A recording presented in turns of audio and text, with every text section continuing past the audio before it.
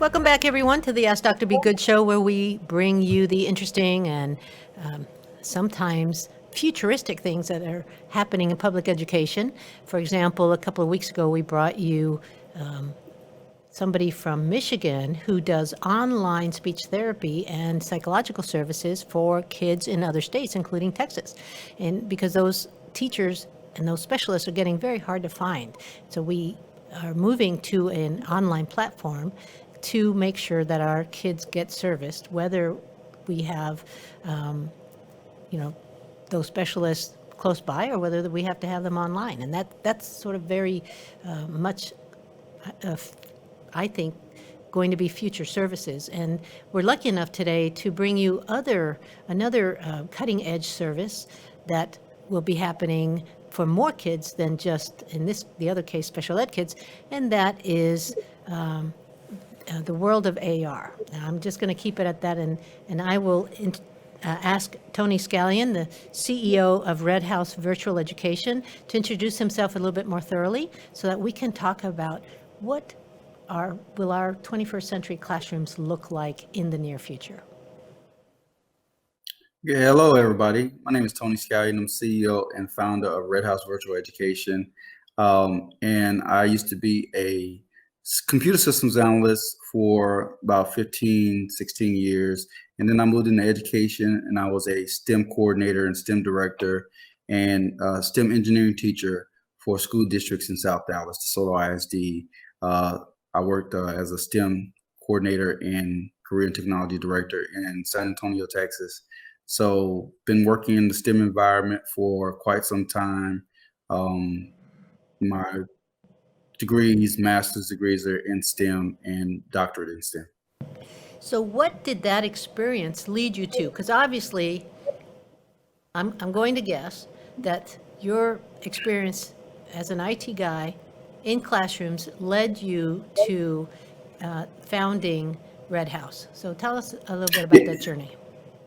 Yes, when I was at school at Texas State University, Bobcats, go Bobcats. I was with one of my instructors, my dean, and he was like, "You have a background in education, and you have a background in STEM." And at the time, they were really concerned about the digital divide and how that would divide more so than help the underserved school districts with bringing that technology into those school districts. Would they really receive that technology? And when they receive that technology, would the school districts really know how to implement it for those underserved schools? And we started looking at more things like project-based learning and how do you implement project-based learning into the classrooms for students. And doing that research while I was working on my master's degree, I was already in engineering, computer engineering, and actually robotics is one thing that I picked up and I loved it. So it was like, how do you implement that into some underserved school districts throughout the whole school district? So DeSoto became my playground on implementing just that first program into a school where students had the opportunity to work hands-on with hands-on curriculum. And I would say that Red House really spurred from my experience as a kid. I really had a bad speech impediment. I couldn't catch on to a lot of stuff in the classroom. So one of my teachers at the time, and that was before computers and all this came about,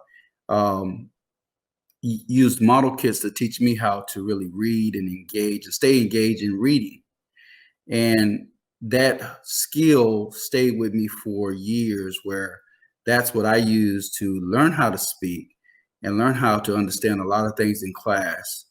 Even when I started doing computer tech work, I would treat that work as if it was a game, right? So instead of reading a big book, I treated the skill of that book when I was like taking Cisco classes and things like that to become Cisco certified, as if I was playing a game with that new language that I was learning.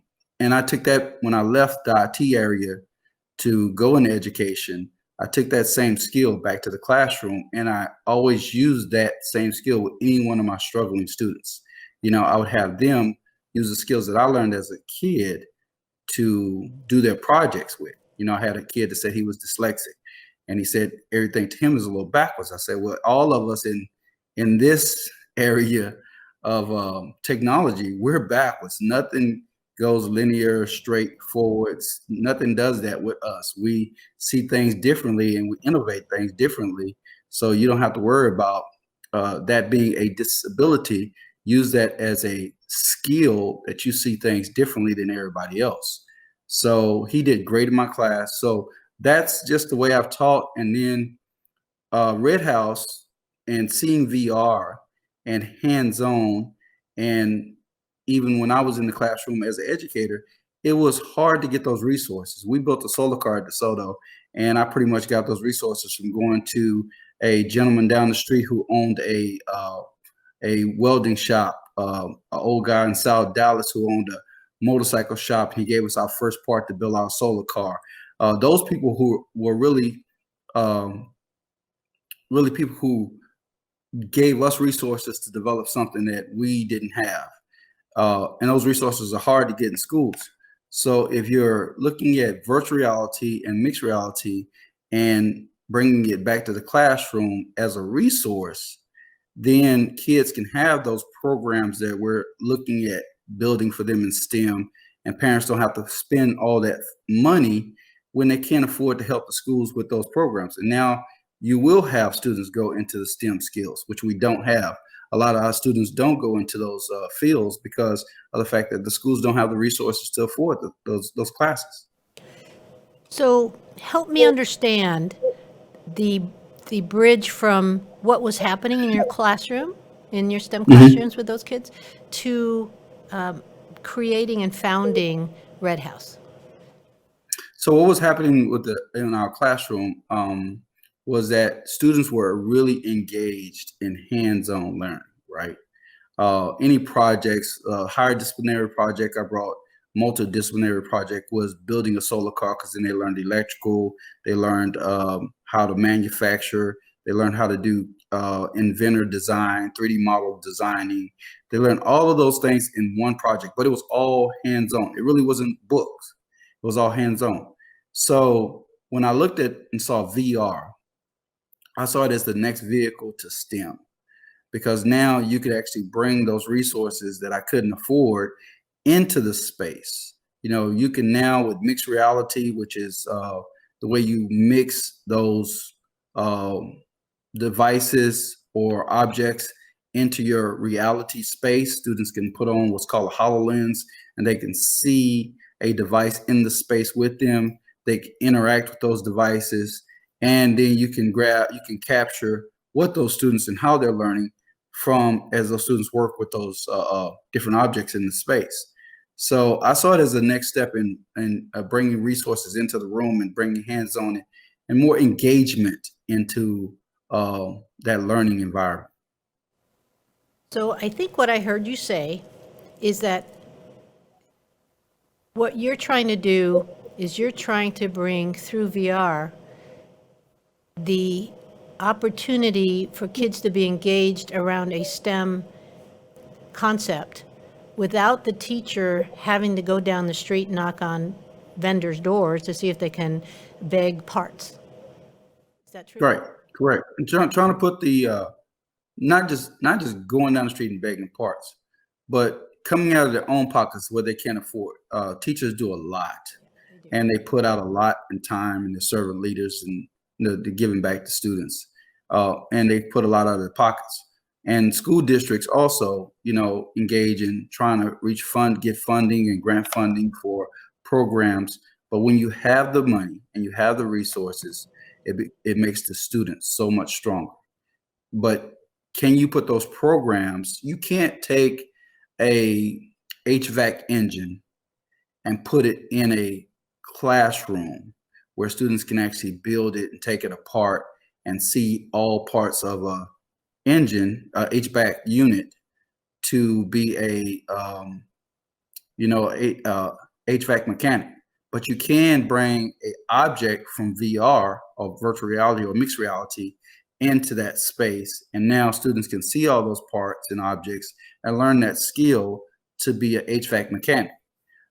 You can't take like we had a meeting with Southwest Airlines, American Airlines. You can't take a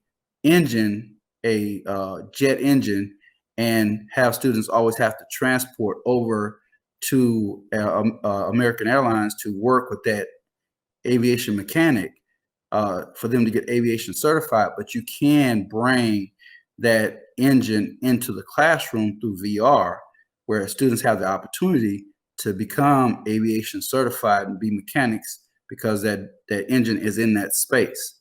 So those resources and those companies that we want our students to work with to move into those STEM fields, and you can't do that if you don't have the resources. But now with VR and mixed reality, you can bring that into those classrooms. Can you talk a little bit about what that actually looks like in the classroom? When you say VR and, what's the term? HoloLens. Yeah. Mixed reality. Yeah. Mixed reality. So can you be a little bit more specific about what that looks like for the student? So imagine a student not being able to get to a library, or a school who has 100 students at each school that want to go see a new model car, and they want to see all the parts of that vehicle that just has been designed, like the Tesla truck, and it's all its electrical parts, just broken up in pieces. So if I wanted my students to be Tesla certified, to work for Tesla, and I had to put them all in a bus, take them over to a facility for them to get the experience of seeing that car, more than likely that's not going to happen. But now I can take that same Tesla car in a 3D model, just a model, just like when I was a kid and I worked with model cars and they were just all broken up in pieces. But think of that on a real world scale, just like the car, same size, and put it in an open space where you have 30 kids in that space, and they're working on that car and learning all the parts of that car. And then they can turn around and test. The teacher can test with them on that car and certify them so they can get a job working for Tesla. That's the level of education that we're moving to with mixed reality. So I'm going to share my vision of what I think you said, and then you tell me if I'm right or if I need some correcting. We go into a computer lab, and every child has the software for the car on their own computer that they're using, and they can use that software at their own level of learning to learn how to put together that car, or whatever it takes to be certified there. So now, whatever it takes to be certified. yeah, every kid could be at a different level. All 30 of those kids that you talked about in that classroom could be learning at a different level using your software. But ultimately, at the end of the semester or whatever the certification period is, they almost all, if everybody did what they were supposed to do with the software, Right. learning the requirements of the certification requirement, they would be certified, junior mechanics or whatever the first level of certification is. Yeah. And that's how sophisticated it is? That's how sophisticated it is, and not even having to leave the classroom at all. So it's a big savings to the school district. It's a big savings to the parents, the students. I mean, and safety. Having to logistically move the students around and get them there. And then you're talking about what you mentioned is working with professionals that are professionals at that skill. And those professionals can have one of the HoloLenses on, and they can work with those students in that space. And now you have a professional in the classroom working with students in that space and helping them at each one of those levels to get certified. Is that Um, professional in the classroom, or is he off-site but able to online in? he can be anywhere in the world. He Oh, can be in, the other day I was with uh, 12 guys in a space, and we were just having conversation about what we call a spatial classroom. And we had a guy in Spain. One guy was here in Dallas on the other side of town. One guy was in Kansas. Another guy was in Oklahoma. Found out two guys. Well, I was here in Frisco, and the other guy was in Dallas, and we're both in this space talking. And the other guy is in New York. One's in San Francisco. 12 of us are all in that space with avatars, and we are working with each other. Now that's the next future of a virtual classroom, as being avatars in the space and being able to work as if you were in a classroom. But right now, yes, all of them can have headsets on. The instructor can be at the local college and working with the students in that space with that device and learning how they're and watching how they're learning. so that's mind-blowing to me, especially when you say that the I was going to say professor, but it's not professor, it's the trainer. To train. I think that's a better word, trainer.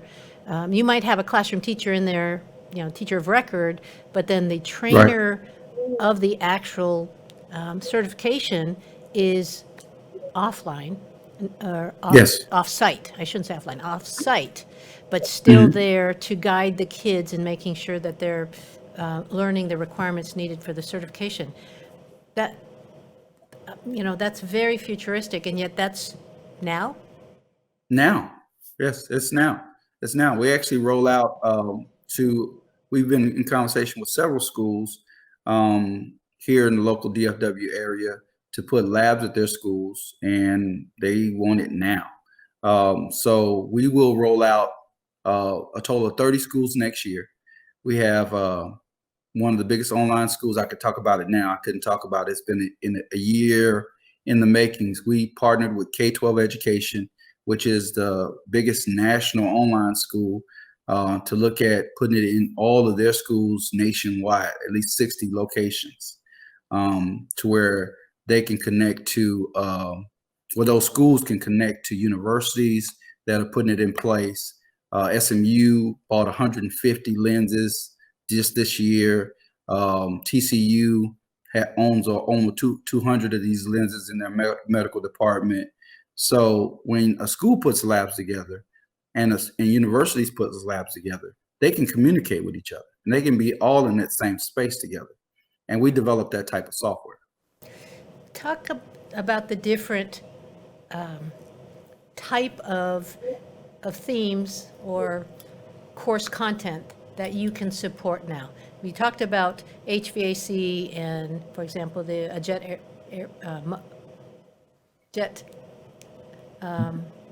Jet engine. engine. Thank you. What else can you do? Because we have health science and IT, information Right. technology endorsements. So how would you support virtually some of those? So how we support health science, our platform, you can actually build all of your content and curriculum into our platform. So it's a customized portal or customized platform, online courses. So you create your online courses for your students and you customize it with 3D content that launches into VR. So it launches into 3 different types of solutions. You have VR, you have AR, and then you have mixed reality. And our platform is a OpenXR platform that works with all devices. But you get to build your content and how your students learn inside of our platform.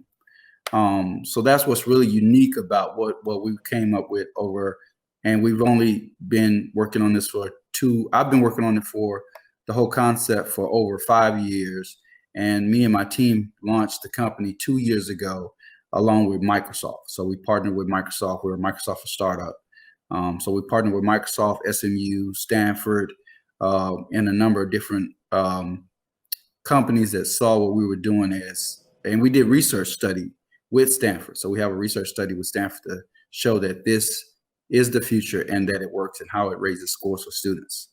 And that was one of my first goals because I traveled around the United States after I left schools and spoke about it to see what kind of feedback I was getting. And I got people say, "Oh, it won't work. You know, it's too soon." You know, so we took that research and we studied how students would learn to see that students would raise their scores if they were totally engaged in environments.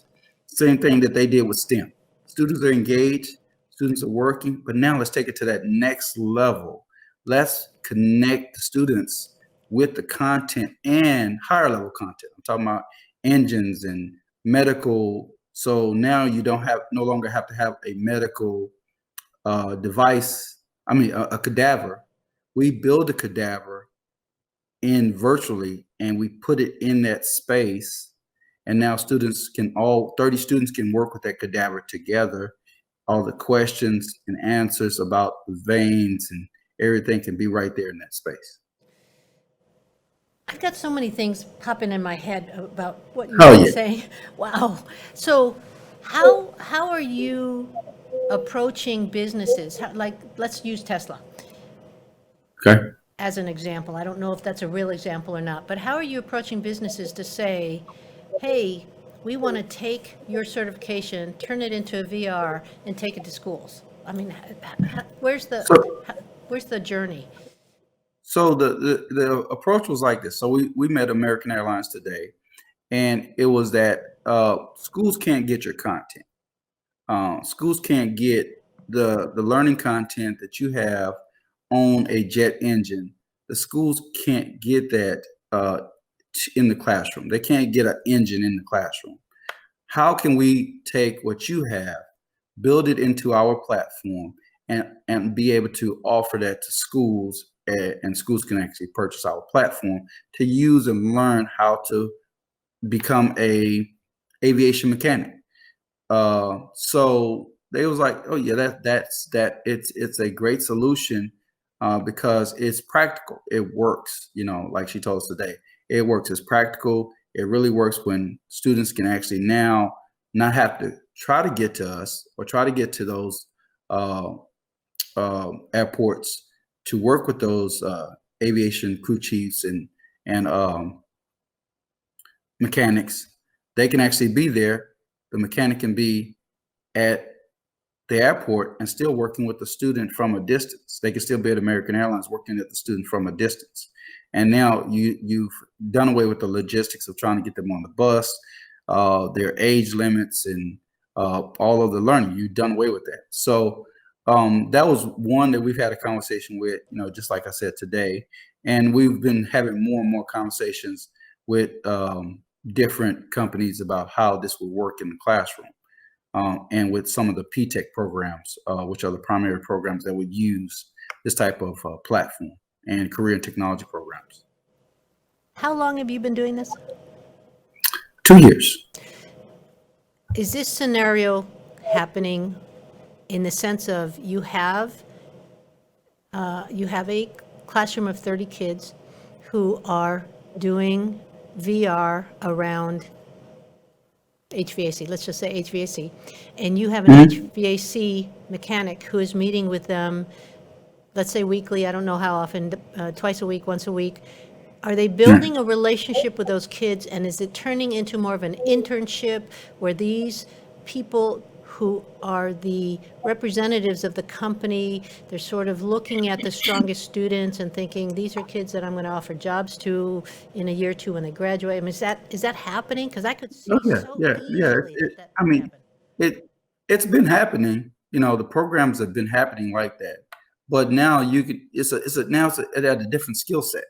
I mean, because now they can practically see a student working hands-on with the equipment that they have at their in their offices or at their facilities.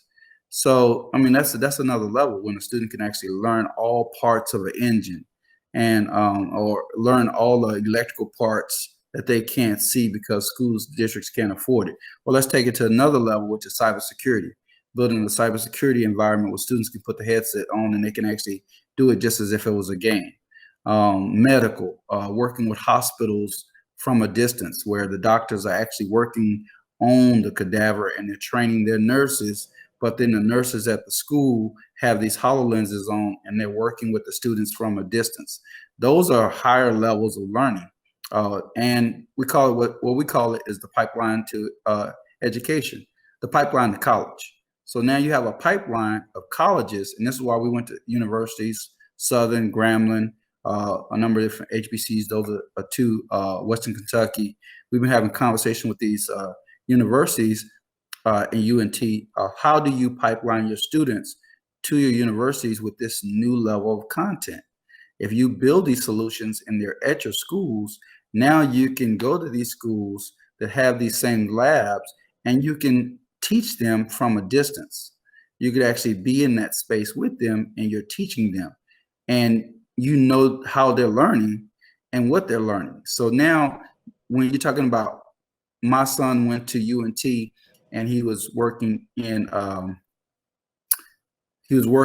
his IT certifications and in his IT degree, and the prerequisites changed on him. So he constantly was like, "Dad, every time I take a course, the prerequisite changed. So now I have to wait to take this course, and I'm really not into this degree anymore because it's so many. Every time I make my next step, you know, the prereq changes." And my son, he went to a great school in Wiley, Texas, and he did college courses before he got there. So the reason he got in UNT, he got a scholarship at UNT academically because he was already doing well.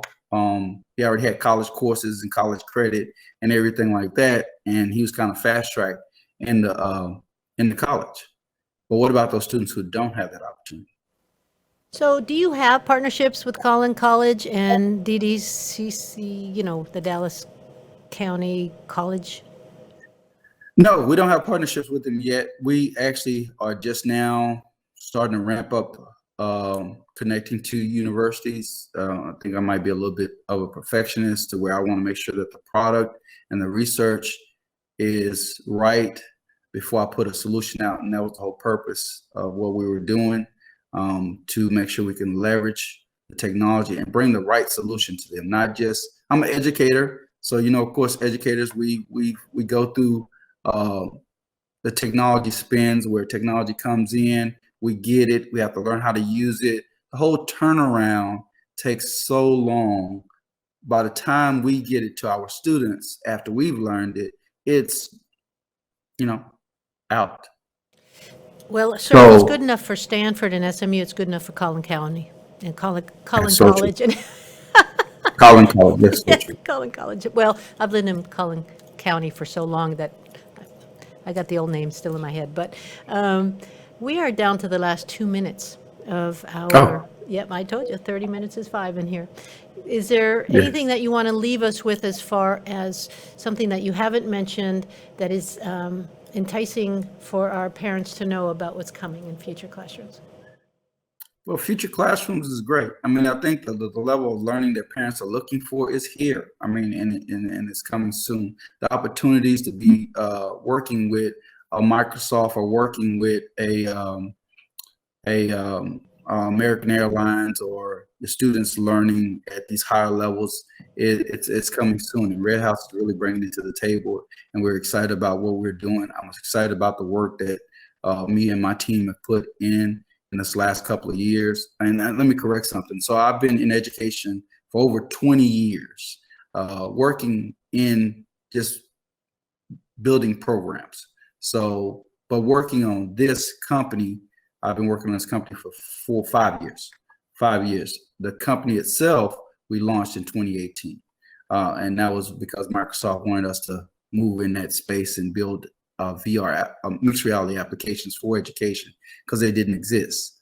So that time gave us an opportunity to do a number of research to make sure that what we're bringing to the school districts is something that's going to leverage and scale and last for a long time. It's not just a one and done like some of the equipment that a lot of companies try to sell to educators.